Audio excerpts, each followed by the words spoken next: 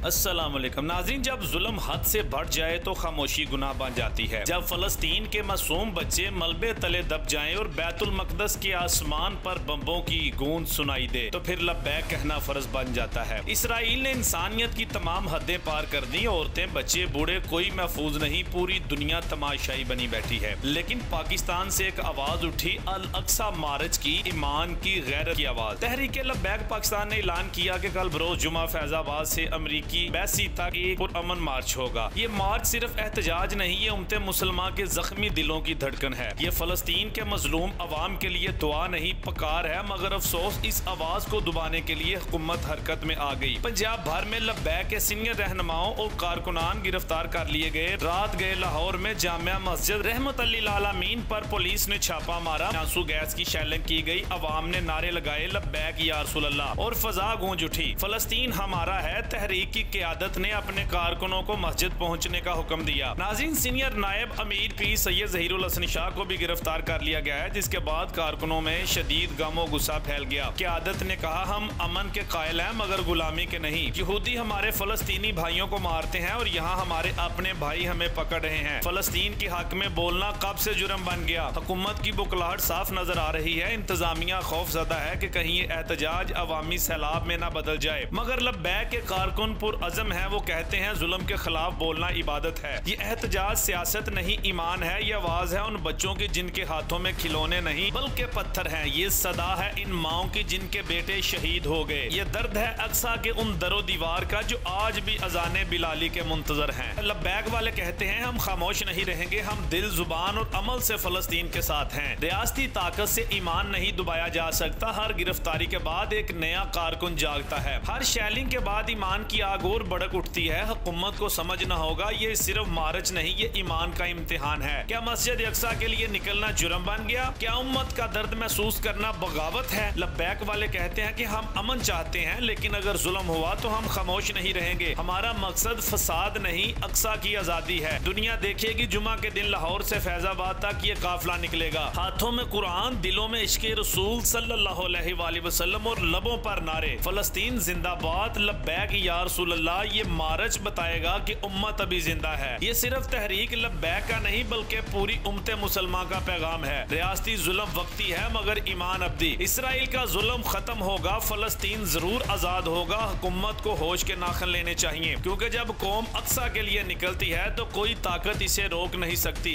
ये तहरीक जज्बात की नहीं, ईमान की है। और याद रखो, अक्सा की आजादी का दिन करीब है, क्योंकि लब्बैक वालों ने ललकार दे दी है। अल्लाहु अकबर, लब्बैक या रसूल अल्लाह सल्लल्लाहु अलैहि वसल्लम। फलस्तीन जिंदाबाद, उम्मते मुसलमान सुरखरू होगी इंशाअल्लाह। इस वीडियो को लाइक करें, हमारे चैनल को सब्सक्राइब कर बेल आइकन जरूर प्रेस करें हमारी न्यू वीडियो सबसे पहले देखने के लिए।